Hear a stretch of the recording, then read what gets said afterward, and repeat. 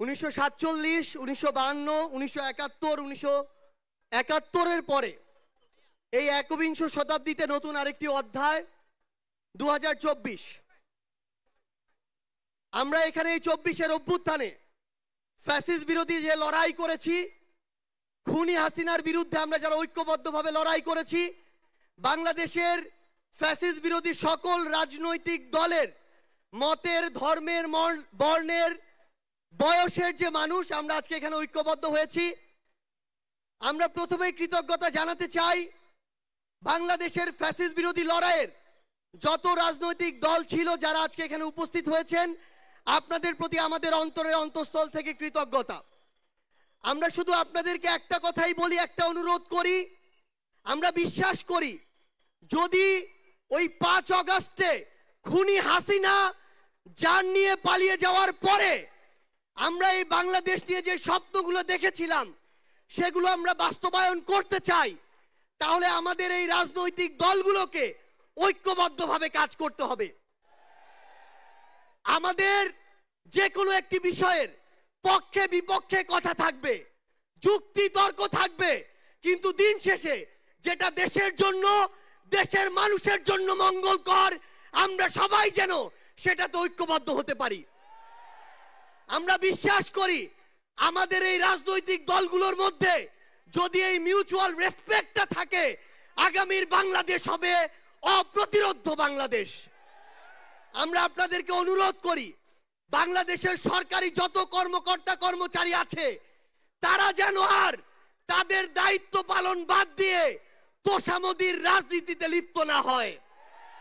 আমরা অনুরোধ করি বাংলাদেশ পুলিশ নামক যেই প্রতিষ্ঠানটিকে খুনি হাসিনা ধ্বংস করে দিয়েছে সেই প্রতিষ্ঠানটি যেন কাজের মাধ্যমে তার গৌরবটি আবার ফিরিয়ে আনে। আমরা আপনাদেরকে অনুরোধ করি সরকারি সকল অফিস আদালত যত কিছু রয়েছে, সে পুলিশ হোক, বিচারক হোক, আমলা হোক, দয়া করে জনগণ থেকে হাত পেতে ওই ঘুষের টাকা নিবেন না। দয়া করে জনগণের জন্য, জনগণের সাথে সামান্য স্বার্থের জন্য এই অন্যায়গুলো করবেন না।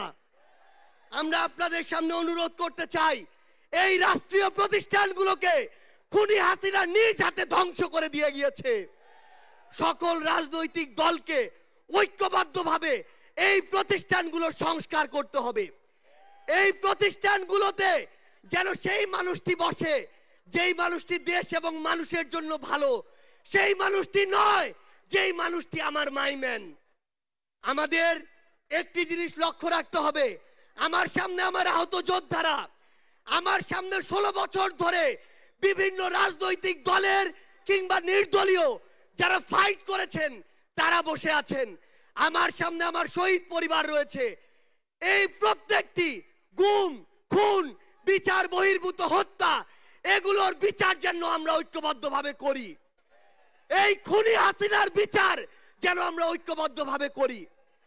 একটা জিনিস মনে রাখতে হবে, নিজেদের সামান্য স্বার্থের জন্য যেন কোনো অপরাধী ছাড় না পেয়ে যায়। কোন অপরাধীর জন্য সুপারিশ নিয়ে আমরা যেন থানায় না যাই। কোন অপরাধীর জন্য সুপারিশ নিয়ে আমরা যেন কোনো বিচারকের কাছে না যাই। এই নতুন বাংলাদেশে ধ্বজভঙ্গ ওই শিক্ষার সিস্টেমগুলো, এই কারিকুলামগুলো আমাদেরকে ঠিক করতে হবে। এই বাংলাদেশকে বাংলাদেশপন্থী হিসেবে গড়ে তুলতে হবে। আমরা আপনাদের কাছে অনুরোধ করি আগামীর যে বাংলাদেশ আমরা স্বপ্ন দেখি, সকল রাজনৈতিক দল যদি ছোট ছোট স্বার্থগুলোকে এক পাশে রেখে ঐক্যবদ্ধভাবে কাজ করি তাহলে সেগুলো আমরা বাস্তবায়ন করতে পারবো। এই মঞ্চ থেকে আমরা যেন এই শপথটুকু নিয়ে যাই, এই ছোট্ট জীবন সৃষ্টিকর্তা যাদেরকে গুরুত্বপূর্ণ দায়িত্বগুলোতে রেখেছেন এগুলো তাদের কাছে আমানত স্বরূপ।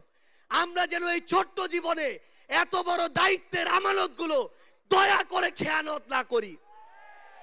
আমরা আপনাদের কাছে অনুরোধ করি আমাদের রাজনৈতিক দলগুলোর মধ্যে কেন্দ্র থেকে ওই একদম গ্রাম পর্যন্ত, রুট পর্যন্ত যেন নিজেদের ভিতরে সুস্থ একটি প্রতিযোগিতা হয়।